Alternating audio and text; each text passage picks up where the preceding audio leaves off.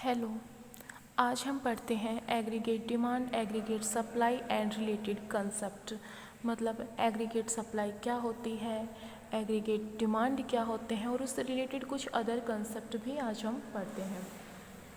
Theory of demand और theory of supply हमने micro economics में पढ़ी, जबकि एग्रीगेट डिमांड और एग्रीगेट सप्लाई हमारे पास मैक्रो इकोनॉमिक्स में आया है। क्योंकि theory of demand and theory of supply में हम एक मार्केट की स्टडी करते हैं कि एक मार्केट में डिमांड कितनी है, सप्लाई कितनी है, जबकि aggregate demand and aggregate supply में हम पूरी इकोनॉमी की बात करते हैं कि पूरी इकोनॉमी में डिमांड और सप्लाई कितनी है। सबसे पहले हम देखते हैं कि एग्रीगेट डिमांड क्या होती है। एग्रीगेट डिमांड को हम एडी से शो करते हैं। AD is the sum total of expenditure that the people plan to incur on the purchase of goods and services produce in the economy during an accounting year. इसका मतलब क्या है? Aggregate demand की definition given है ये कि एक accounting year में पीपल्स द्वारा जो प्लानिंग की जाती है कि वो गुड्स और सर्विसेज परचेज करने पे जो टोटल खर्चा करते हैं वो होता है हमारा एग्रीगेट डिमांड। मतलब 2 पॉइंट क्या होगा यहाँ पे कि एक अकाउंटिंग ईयर में लोगों द्वारा जो प्लानिंग की जाती है वो एक्चुअल में खर्चा करें या ना करें, लेकिन वो प्लानिंग कर लेते हैं कि इस साल गुड्स और सर्विसेज खरीदने पर वो इतना खर्चा करेंगे। ये जो प्लानिंग है इसका टोटल ही होता है एग्रीगेट डिमांड। क्या है? सम total of expenditure is aggregate demand कि टोटल जो खर्चा किया जा रहा है गुड्स और सर्विसेज खरीदने पर उसका वो होता है हमारा एग्रीगेट डिमांड। ऑब्जर्वेशन देखिए, ऑब्जर्वेशन में क्या है? Aggregate demand does not refers to any particular goods, it is demand for all goods and services. Means aggregate demand में हम एक पर्टिकुलर गुड्स की डिमांड को नहीं पढ़ते, जबकि टोटल गुड्स और सर्विसेज जो है उन पर जो खर्चा किया जा रहा है, टोटल गुड्स और सर्विसेज पर जो भी खर्चा किया जा रहा है उसका टोटल होता है हमारा एग्रीगेट डिमांड।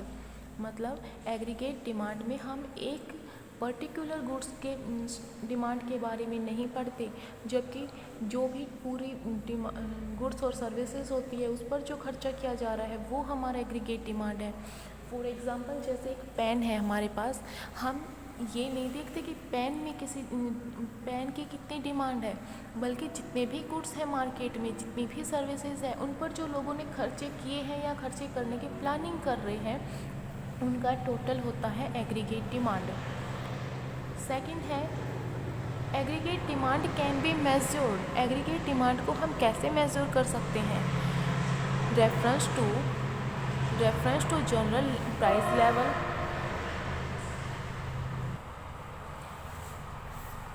एग्रीगेट डिमांड को हम कैसे कैसे मेज़र कर सकते हैं? इसके 2 तरीके हैं। फर्स्ट है जनरल प्राइस लेवल के बेस पर, सेकंड है इनकम के बेस पर। लेकिन जनरल प्राइस लेवल में क्या है कि प्राइस और डिमांड का क्या रिलेशन है?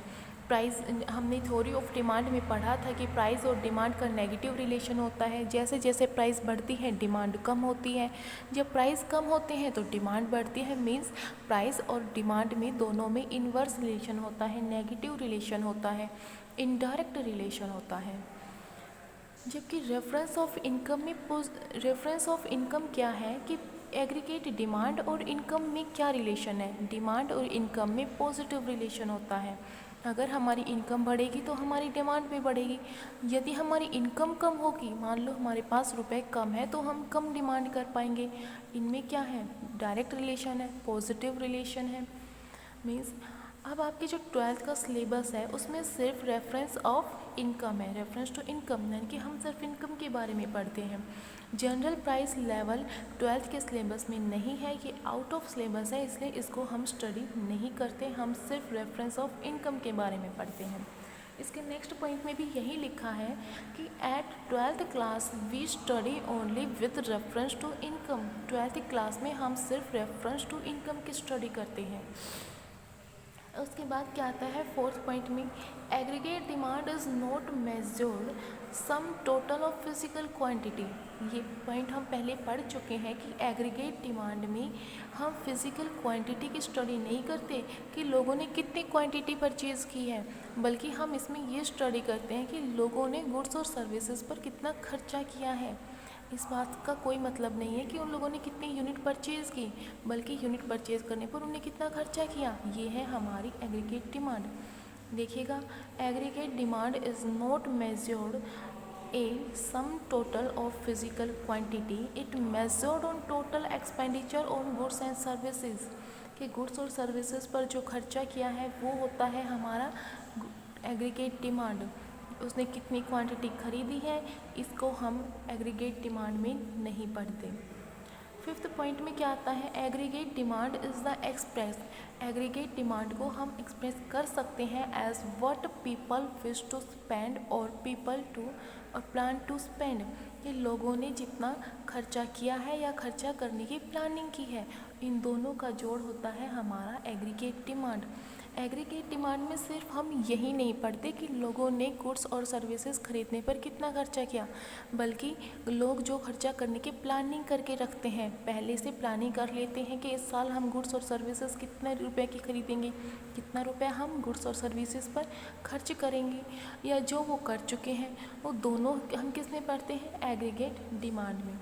सो एग्रीगेट डिमांड के कुछ मेन पॉइंट क्या है कि एग्रीगेट डिमांड में हम किसी एक पर्टिकुलर गुड्स की डिमांड नहीं पढ़ते, बल्कि मार्केट में जितने भी गुड्स और सर्विसेज होती हैं उन सब पर जो खर्चा किया जा रहा है उसको हम बोलते हैं एग्रीगेट डिमांड।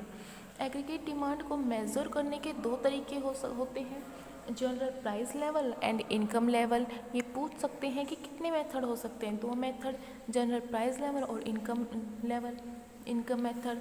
लेकिन आपके सिलेबस में सिर्फ इनकम लेवल है, इनकम मेथड है। उसके बाद क्या है कि एग्रीगेट डिमांड में हम फिज़िकल क्वांटिटी कितनी परचेज़ की है इस बात को नहीं पढ़ते।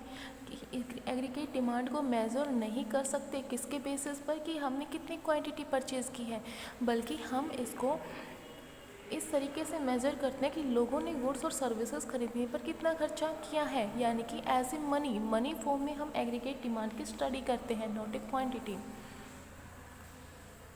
फिफ्थ पॉइंट में क्या है कि एग्रीगेट डिमांड को हम लोगों ने जो खर्चा किया है और जो खर्चा करने की प्लानिंग की है, दोनों का टोटल होता है हमारा एग्रीगेट डिमांड। सिर्फ लोगों ने जो एक्चुअल में खर्चा किया है वो ही हमारी एग्रीगेट डिमांड नहीं है, बल्कि जो खर्चा किया है और जो प्लानिंग भी की है वो होती है हमारी एग्रीगेट डिमांड। तो ये हमारे कुछ मेन पॉइंट हैं, मेन पॉइंट। देन उसके बाद आता है हमारे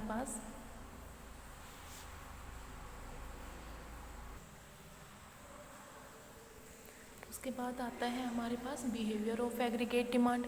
कि एग्रीगेट डिमांड का बिहेवियर कैसा होता है, मीन्स एग्रीगेट डिमांड कैसी हमारी होती है, स्टडी करते हैं इसकी। कि इनकम और एग्रीगेट डिमांड, हमने अभी बताया था कि जनरल प्राइस लेवल और एग्रीगेट डिमांड का रिलेशन हमारे सिलेबस में नहीं है। हमारे सिलेबस में इनकम और एग्रीगेट डिमांड का रिलेशन और डिमांड और इनकम का रिलेशन पॉजिटिव होता है। जैसे जैसे हमारी इनकम बढ़ती है डिमांड हमारी बढ़ती है, जब हमारी इनकम कम होती है तो डिमांड भी कम होती है। मीन्स इनकम और डिमांड में डायरेक्ट रिलेशन होता है, पॉजिटिव रिलेशन होता है। अब यहाँ पे देखिएगा, जब हमारी इनकम 0 रुपये है तब भी हमारी डिमांड 30 रुपये है। ये कैसे हो गया, हमारी इनकम 0 है तब भी डिमांड 30 है। 30 क्यों है, हमारे पास कुछ भी पैसा नहीं है, लेकिन हमारे खर्चे तो कुछ होते ही हैं, हमेशा होते हैं, पैसा हमारे पास हो या ना हो, हमारे पास कुछ तो खर्चे होंगे ही। कुछ बेसिक खर्चे जो जिन्हें हम टाल नहीं सकते वो तो हमें पूरा करने ही पड़ेंगे, चाहे हम कहीं से उधार लेके पैसा उन डिमांड को पूरी करें, कैसे भी करें। इसलिए हमारी इनकम 0 होती है तब भी हमारा एग्रीगेट डिमांड कभी भी 0 नहीं होता। क्यों नहीं होता, क्योंकि हमारी बेसिक डिमांड हमेशा रहती है। हमारी ऐसा कभी नहीं होता कि हमारी कुछ डिमांड ही नहीं होती, इसलिए एग्रीगेट डिमांड कभी भी 0 से स्टार्ट नहीं होता। हमारी इनकम 0 है तब भी एग्रीगेट डिमांड पर कुछ तो खर्चा हमने किया ही है। इनकम जब जीरो है तो एग्रीगेट डिमांड 30 है। जैसे इनकम बढ़कर 20 हो गई तो एग्रीगेट डिमांड भी बढ़कर क्या हो गई, 35 हो गई। अब यहाँ पे क्या है, जब इनकम हमारी बढ़कर 40 हो गई और एग्रीगेट डिमांड भी 40 है, ये वो पॉइंट है जहाँ पर हमारी इनकम और डिमांड दोनों इक्वल है, मीन्स ये इक्विलिब्रियम पॉइंट है। सो डायग्राम में देखिएगा, इनकम हमारी जीरो से स्टार्ट हो रही है। मान लीजिए स्टार्टिंग में मेरे पास बिल्कुल भी पैसा नहीं है, इनकम मेरी कुछ भी नहीं है, तो एग्रीगेट डिमांड जीरो से स्टार्ट होगी क्योंकि इनकम तो है ही नहीं। लेकिन ऐसा कभी होता नहीं है कि डिमांड जीरो हो जाए, कुछ तो हमारी डिमांड हमेशा रहती है, बेसिक डिमांड हमेशा रहती है हमारे पास। इसलिए हमारी इनकम जीरो होती है तब भी हमारी एग्रीगेट डिमांड जीरो नहीं होगी। एग्रीगेट डिमांड पर कुछ खर्चा हमने हमेशा किया होगा। मीन्स यहाँ पे एग्रीगेट डिमांड 30 से स्टार्ट हो रहा है, हमने 30 रुपये का खर्चा गुड्स और सर्विसेज खरीदने पर किया होगा। सो अब देखिएगा आगे, जब हमारी इनकम जैसे बढ़कर 60 रुपये हो जाती है तो डिमांड भी बढ़कर 45 रुपये हो जाती है। पहले क्या होता है, हमने बेसिक ज़रूरतें अपनी पूरी की, हमने ज़्यादा खर्चा किया होगा, इसलिए एकदम से हमारा खर्चा 30 रुपये हो गया। फिर हम जैसे जैसे इनकम बढ़ती जाती है, सेविंग भी बढ़ती जाती है, कुछ पैसा बचाएंगे। अब मैं यहाँ पे क्या हो रही है, इनकम बढ़ रही है, इनकम बढ़ने से डिमांड भी बढ़ रही है, और ये पॉइंट जहाँ दोनों इक्वल है, aggregate demand and aggregate income और डिमांड जहाँ इक्वल है, वो दोनों क्या हो गया, इक्विलिब्रियम पॉइंट। यहाँ पे ये दोनों कट हो रही है। मीन्स एग्रीगेट डिमांड में क्या होती है, टोटल डिमांड, जो पूरी डिमांड की जा रही है। अब डिमांड कौन कौन कर सकता है, एक क्लोज इकोनॉमी में हमने पढ़ा है कि डिमांड दो लोग कर सकते हैं, हाउस होल्ड सेक्टर और प्रोड्यूसर सेक्टर।